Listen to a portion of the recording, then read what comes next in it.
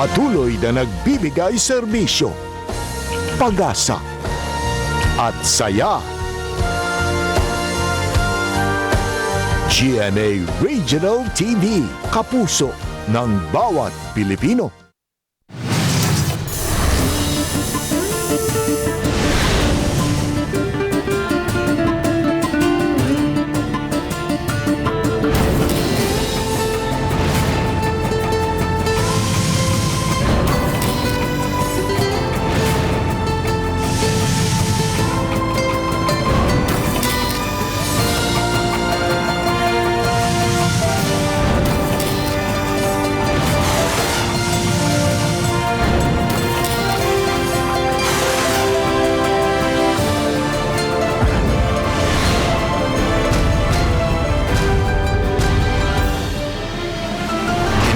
GMA Regional TV, Balitang Bisdak.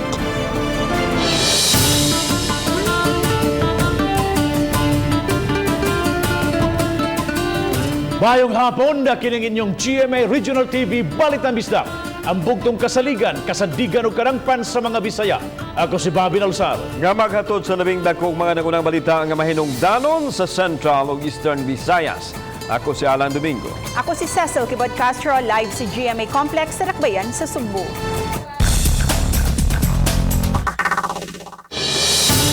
Public hearing gipahigon kabahin sa tukurong cell site sa ikatulong telco sa sitio Calvary Hills, Barangay Apas ning Dakbayan sa Sugbo. Mga mulupyo sa dapit misupak tungod sa kahadlok nga makahatag kini og daotang epekto sa ilang panglawas. Apan gipasabot sa ikatulong telco nga mohatag kini og dugang signal sa komunikasyon.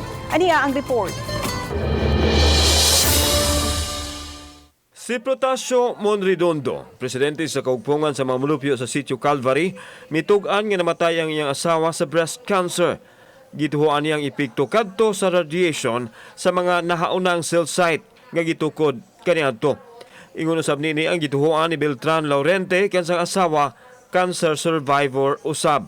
Worried kami kung ibalik ang cell site. Kaya kung sa mga ang demand sa mga tao nga may musugot mami pero ipalayo lang sa amo Ngano pa man tagod nga. Musugot pa man tagbalik ana nga.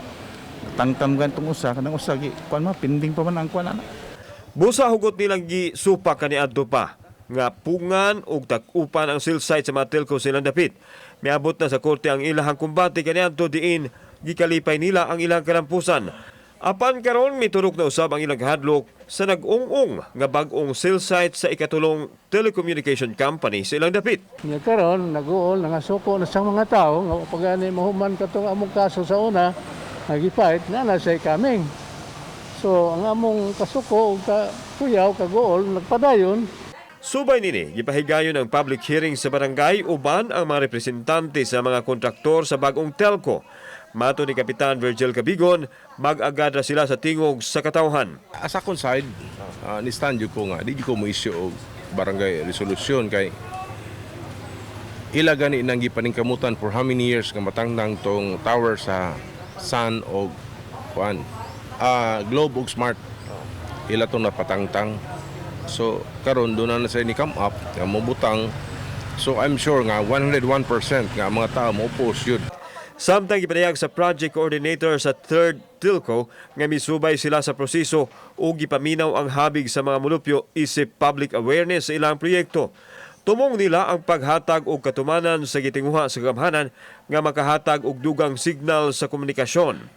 May memorandum sila gikan sa DILG nga nagtugot kanila nga makapadayon sa proyekto sa bisan asang dapit sa Dakbayan. Ang ato ang DILG nga si Director Anyo naghatag na kini siya sa iyang memo nga gi-issue kaniya ngadtong Agosto 6 tuig 2020 nga wala na gikinahanglan ang kining gitawag natong public hearing o kaning mga resolution diya sa atong mga homeowners association o in fact ang kaning kaap na ara kini siya special nga requiremento kung kanus ara mulukat og kaap ang usa ka telco companies. Kauban si Marlon Milgaso, ako si Alan Domingo. Balitang Bisdak. Mandawi City padaw dangandam karon og galing ipatuman sa gobyerno ang pagdili sa home quarantine sa gitakbuyan sa COVID-19. Ang detalye ni Nico Serino. Wa pa hinoy hingpit nga kamanduan apan una nang napahibaw ang plano sa DILG sa kauluhan nga idili na ang home quarantine. Sa mga kaso sa COVID-19, gusto ang gobyerno nga anhara sa ospital o sa facility ang pag-quarantine aron makontrolar og kalikayan ang pagkatap sa sakit. Sa habig sa Mandaue City, nangandam na sila kung hingpit kining ipatuman. Kasamtangan pa nga gigamit ang quarantine facility sa City Central School. Kung i-roll out ng itong mandatory no home isolation, mo ito pangandaman kay musaka man gid og balik ang atong mga ipang-isolate sa atong isolation centers. Samtang padayon nga giandam ang laing duha ka bag-ong pasilidad. Ang kanhi North Bus Terminal ang butangan sa mga mild to moderate patients. Samtang ang bahin sa gi-renovate nga private park sa Dan Plaridel ang pahimutangan sa mga asymptomatic patients. Pasabot ni Ibanez, mapaigo ra sa mga pasyente ang duha ka pasilidad. Sa ato ang cases karon sufficient ra ang ato ang duha ka isolation center nga makakiter para sa no home isolation nga mando sa DILG. Uba ni June Solon, Nico Sereno, Balitang Bisdak. Lapo-lapo si Mayor Jonard Ahong Chan nakikinabi sa management sa usa ka locator sa MEPS kansang na retrench nga Makawani. Mireklamo kay matod dili insakto ang computation sa ilahang last pay. Sagad kanila wa mo perma sa quit claim ug wa mo dawat sa last pay apan kinahong wa na pasudla og balik sa trabaho.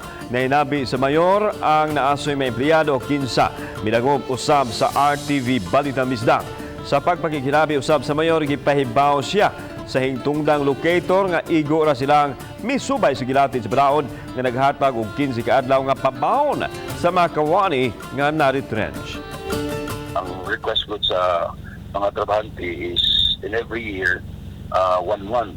So, muna nga akong gihangyo ang hintay kung mag-grant ang request sa ato ang mga trabahante or kung possible ba na ma-make halfway lang ta. Gihandom karong adlaw ang ika-142 ka tuig nga kasumaran sa adlaw natawhan sa Grand Old Man of Cebu nga si Don Sergio Osmeña. Subay niini gihalaran ug buwak ang marker niini sa Osmeña Boulevard. Samtang usa-usab kapag yukbo ang gihimo sa kapulisan sa Region 7 diin gipangalan ang kampo.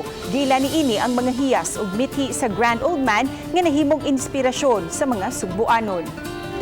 I am really elated and humbled that I served the people of Cebu. We have a great leader in the person of Don Sergio Osmeña Sr., who have been a good model of what is public service is. And I do believe, having worked with the Cebuanos, I think one of the best breed of people are here in Cebu.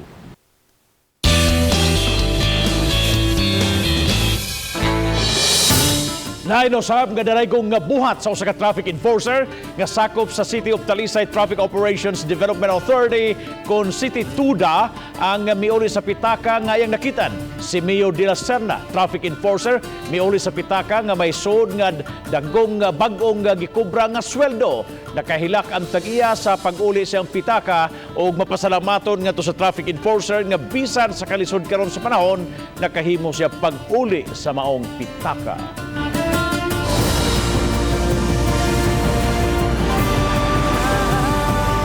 Kini ang GMA Regional TV Balitang Bisdak.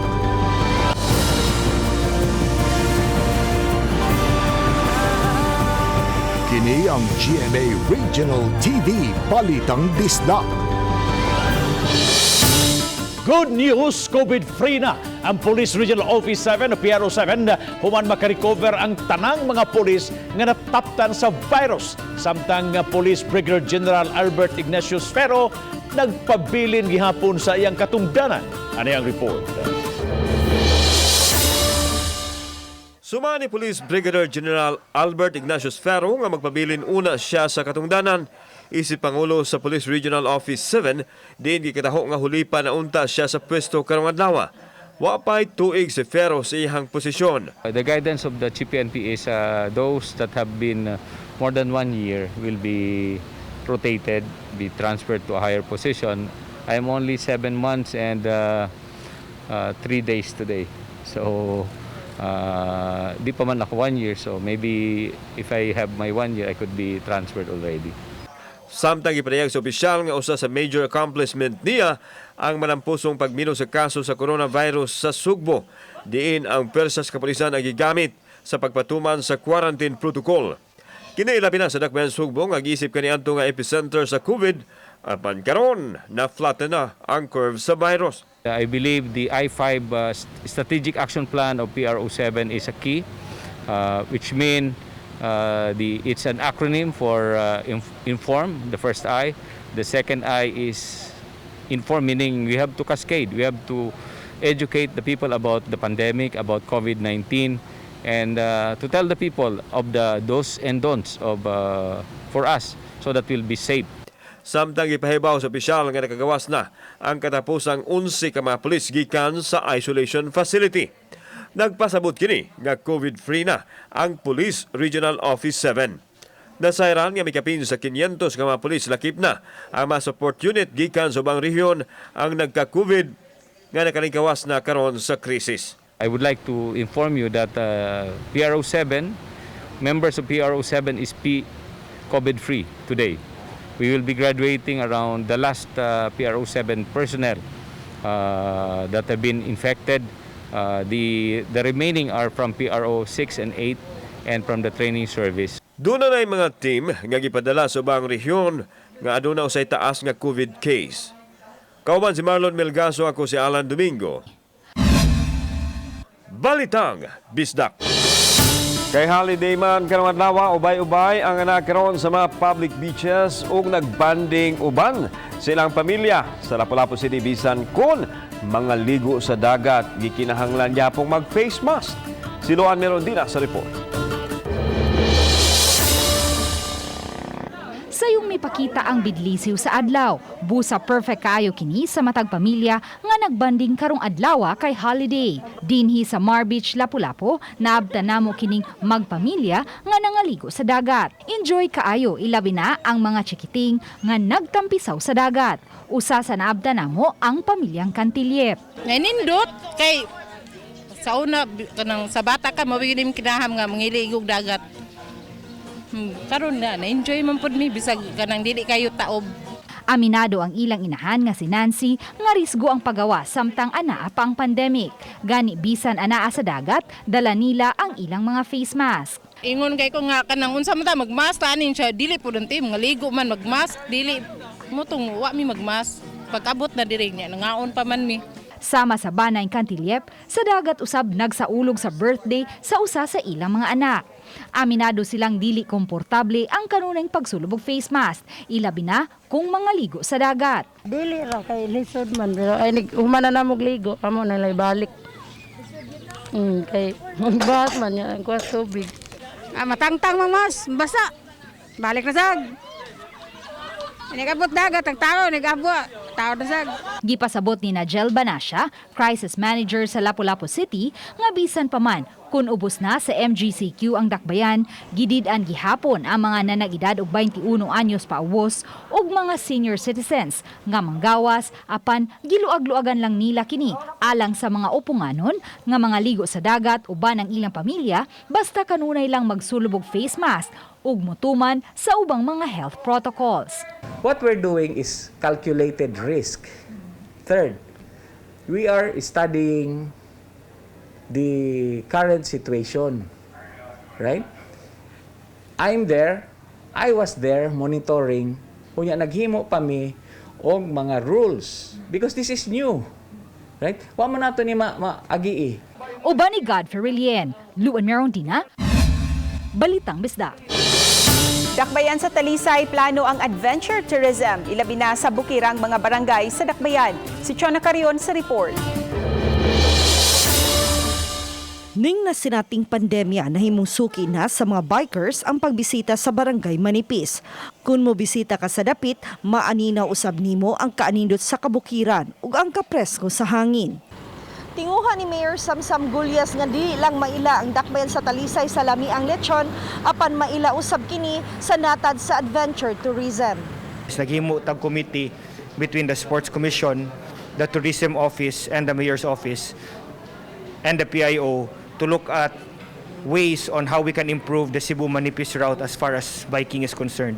Talisay will not only be a lechon destination but a biking destination as well. Gitahasan sa mayor ang City Tourism Office sa pagsusi sa 22 ka mga barangay sa Talisay aron pagpalambo sa turismo. Sama niining falls sa barangay Tapul nga perfect na suruyan sa mga laagan. Ang maong tourist site sa barangay Tapul buksan sa publiko sa dili na madugay.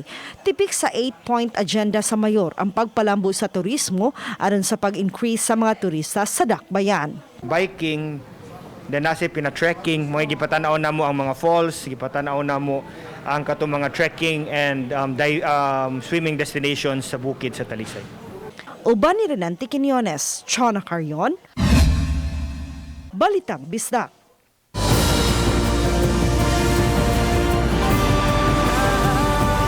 Kini ang GMA Regional TV Balitang Bisdak.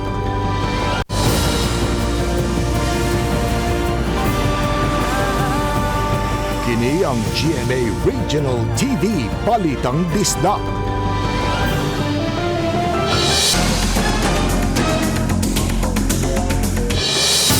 Gialarma ang sunog sa sakinan sa Sitio Pilit, Barangay Kabangkalan, Mandawi City.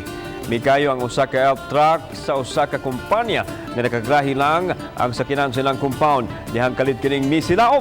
Maayo na lang kay wa makadako ang kayo. 20,000 pesos ang ibanabanang danyo sa sunog. Matod sa fire investigator, nagpasalamat sab ang kapitan nga wa mo dako ang sunog kay ang dapit nimutang sa usa ka residential area. Sakyanan niya, ang katong mga kuhan dito, mga kahoy rato lang gipangkuan, gipanjang ba may nakabit. Duloy. Kung pa, hindi pa fence sa property. Uyaw. Sa lalawigan sa Negros Oriental, nagtinguha karon nga mubukas og kaugalingong molecular laboratory human madawat ang duha ka RT-PCR testing machines ug uban pang mga kahimanan alang sa swab testing. Si Chelo Valiena sa report. Gipirmahan ang Memorandum of Agreement tali sa lalawigan sa Negros Oriental o usa ka pribadong kompanya. Dungan niini gidonate usab sa private company ang duha ka mga RT-PCR testing machine ug ubang mga kagamitan sa pagpahigayon og swab test nga mobalor og 8.5 million pesos. Gipahibaw ni Governor Roel Digamo nga itugyan ang mga kahimanan sa Negros Oriental Provincial Hospital. Subay usab sa hangyo sa mga mayor sa lalawigan, gusto ang gobernador nga makatukod og kaugalingong molecular laboratory aron mas paspas ang pagpagawa sa resulta sa swab test. Sa pagkakaroon, ipadapa sa Vicente Soto Memorial Medical Center Sub-National Laboratory ang mga swab samples ug mugdagan pa og 7 ka adlaw una pa masayran ang resulta sa swab test. Samtang natapos na ang state-of-the-art nga isolation facility nga gipatukod sa lalawigan gamit ang pondo gikan sa Bayanihan Act 1. Matod sa gobernador nga kun mahitabo mang musaka ang mga kaso sa COVID-19 tungod sa mass testing, aduna nay kabutangan sa mga positibo ug kalikayan ang pagpanakod. It helps the Negros Oriental Province to fight and fight COVID. So as soon as it will be in place already, then we will use this machine as soon as possible. The local chief executive in each municipality because we need counterparty for the reagents. Sa pagkakaroon, adunay 147 kakaso sa COVID-19 ang lalawigan sa Negros Oriental. 21 niini ang nagpabiling active cases. 122 ang nakarecover na, samtang upat usab ang nakalas. Chelo Valiena, Balitang Bisdak.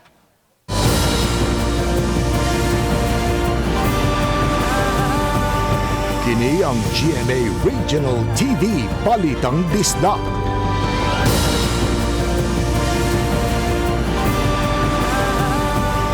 Kini ang GMA Regional TV Balitang Bisdak. Kaso sa mga nataptan sa coronavirus disease dito sa Pilipinas, niabot nagdulan sa 242,000 samtang 19,000 nini si Central Visayas. Ang report ni Fee Marie Dumabo. Sa data usab sa tibuok kalibutan, mitala og 27.5 milyones na ang mga hitaptan sa coronavirus kaganihang udto. 18.5 milyones kanila ang nangaayo na. Sa data sa DOH, ang Pilipinas adunay 241,987 nga kaso sa COVID. Dulan sa 53,000 niini ang mga aktibo nga kaso. Sa data alang sa Central Visayas, mitala og kapin sa 19,000 ang COVID case. Hinuon, 1,694 lang kanila ang mga aktibo nga kaso. Sa probinsya sa Subo, 702 na lang ang aktibo nga kaso, gikan sa dulan 5,000. 42 na lang usab ang aktibo nga kaso sa Negros Oriental ug 101 na lang sa lalawigan sa Bohol. Sa Dakbayan sa Sugbo, aduna nalay 345 nga aktibong kaso, gikan sa dulan 10,000 nga kinatibuk ang kaso. 291 na lang usab ang aktibo nga kaso sa Mandawi City ug 213 sa syudad sa Lapu-Lapu. Sa Eastern Visayas, adunay 3,505 nga kaso sa COVID-19. 915 na lang ang aktibo. Ako si Family Dumabok. Balitang Bisdak. Sukad Setyembre 6, miabot sa 891 ka mga kumpirmadong kaso sa COVID-19 ang natala sa Dakbayan sa Talisay. Hinoon, 764 nini naka-recover na. Samtang 87 ang nakalas. Aduna usay 33 nga active cases.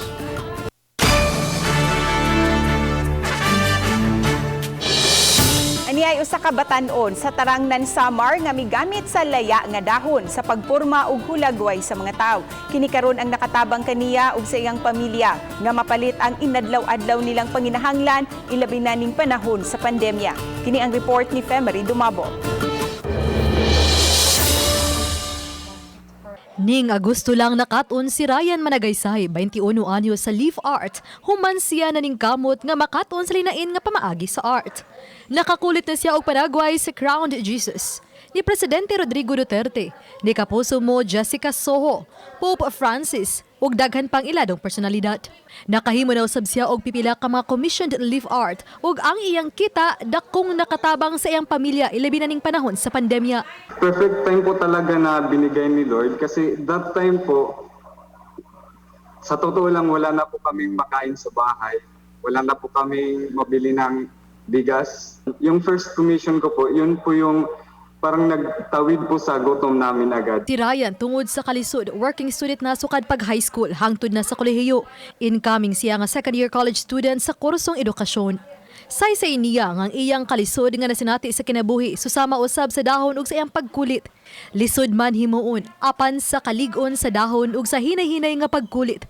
Malampuson nga mugawas ang manindot nga hulagway ug sa nagpahimo makapalipay. Dahon, yung klase ng dahon ng salikupkup, matibay siya at hindi siya madaling malagas. Ugali ng mga Filipino na matatag tsaka hindi madaling matinag. Masatisfied yung client, mapasaya ko sila, hindi po ma-disappoint. Dakong pasalamat ni Managaysay nga adunay mga nipalit sa iyang obra nga nakatabang sa iyang pamilya ug makatigom usab alang sa iyang pagtungha. Uban ni Cleofer Lumayag, ako si Family Dumabok. Balitang Bisdak. Nahapsay ra gyud ang distribution kaganiha sa subsidy sa Unconditional Cash Transfer UCT dito sa Dakbayan sa Mandawi. Gihimo ang pag-apod-apod sa branch sa Government Bank diha sa may Heritage Plaza. Bidag sa mga beneficiaries ug gibanabanang nga kapin sa 1,000 kapin sa 2,400 ngadto sa 3,900 pesos ang ilang nadawat sa UCT beneficiaries. Ang UCT programa kini sa national government o gipatuman pinaagi sa DSWD. Matod sa City Legal Enforcement Unit, gipatuman ang social distancing aron kanikaya ng pagtakod sa coronavirus disease. Gihangop usab nila ang pagkooperar sa mga may claim o sa mga tao. After 1 hour, among gigikon 1 hour kapin na control yun. So nagpasalamat sa kus mga katawhan nga dili sa gahig o.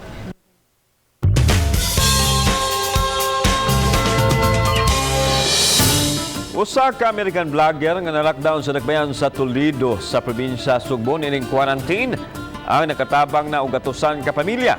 Nakapatukod og balay ug lakip na mga pansayan. Ang report ni Femery Dumabok. Gikan sa pagpanghatag og mga kinilong bugas, pambayad sa pagtungha, mga sapot, mga pagkaon, bisan na gani cash, paghatag og gitara hangtod na sa pagpahimo og pansayan og balay. Pipila lang pa kini sa gibuhat nining usa ka American vlogger nga giilan ini taga Toledo nga susamag anghel sa ilang kinabuhi. Tungod sa pagkamanggihatagon, mahigalaon og manggyunahunaon. Siya si Dustin Borglin, 36 anyos, nga sud na sa 5 ka tuig nga nakabisita sa daghang nasud, usa niini ang Pilipinas. Iyang tinguha to travel around the world, samtang mutanyag og tabang sa iyang mga makaila. Of 50 kilos each, bags of rice.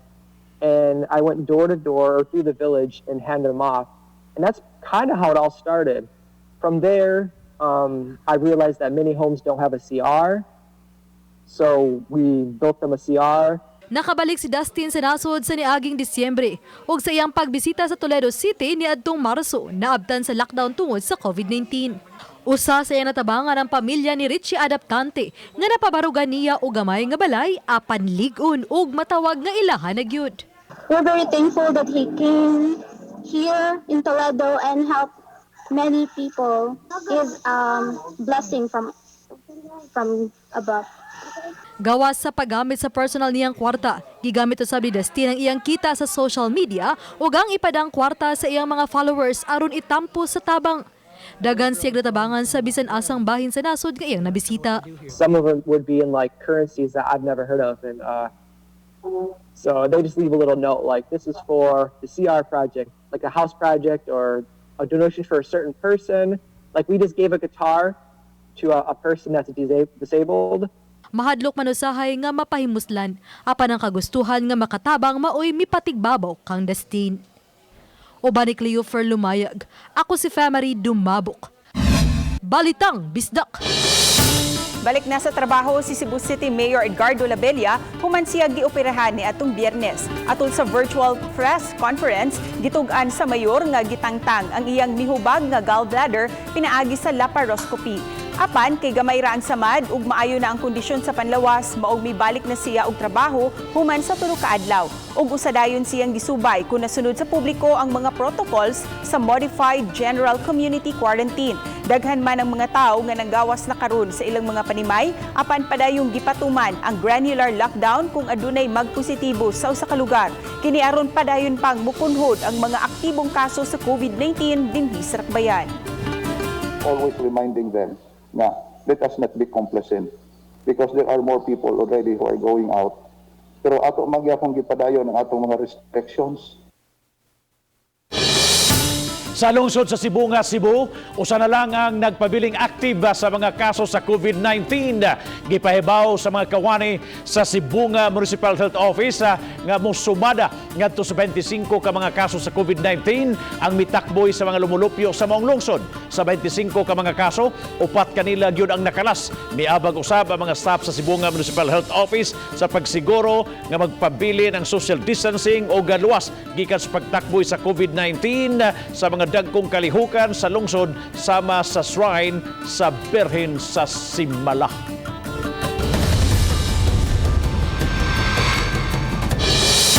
Nakahinumdom pa ba mo mga kapuso sa mga pagkaon nga inyong gidak-an o gikahinaman? Kaila pa ba mo sa gitawag nga sweetheart nga pampag good vibes kayo kanato kaniadto? Kung giun sa kini paghimo atong susihon sa report ni Nico Sereno. Sukad sa pag-igo sa pandemya, mas gipalambo sa government employee nga si Chinet Escanio Bulanon ang iyang passion sa baking. Pamaagi sab kini aron maalibyuhan ang gibati nga anxiety aron do na siya ikabisihan. Mana sleepless nights na ko, kay hadlok na ko, kay alam maunsa na ta niya. Kanawa kita kay bagid ba no? So my family encouraged me to bake again. Produkto nga gipasigarbo niya ang sweetheart nga espesyal panahon sa iyang pagkabata. Ipakita niya ang proseso paghimo niini. Lakip sa mga ingredients, flour, baking powder, asin, asukar, powdered milk, itlog nga gimix og tarong sa usa ka bowl. All you have to do is to put everything in one bowl and then imo ra siyang i-mix. Ug aron mas matarong sa pagsagol, gigamitan niya kini og mixer. Kung mahumana, ibalhin sa baking pan. I-oven dayon sulod sa moabot 35 minutos. Pagkahuman, igo ra niya nga i-slice ug pahiran og icing sa ibabaw. Kini na ang gitawag nga sweetheart o love pie nga daghan siguro ang makarelate ug nagpangita.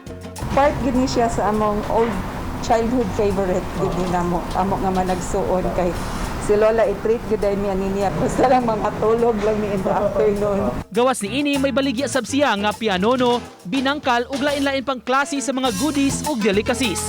Nakatabang matud pa ang negosyo sa extra income sa iyang pamilya karong panahon sa pandemya. Kaloy sa Ginoo, naasay na malit. So, naapoy time po nga makabalibad gid pud ta kay makasold out na kay we limit man lang kay para dili sa suffer ang quality nato ba. Uban ni June Sulon, Nico Sereno, Balitang Bisdak. Mga kapuso, inyong makita kining maong episode sa official website sa GMA Regional TV sa www.gmaregionaltv.com. Bisita ha usab ang atong official YouTube channel GMA Regional TV ug i-click ang subscribe button alang sa mga init ug nagunang mga balita ug kasayuran gikan dinhi sa mga rehiyon.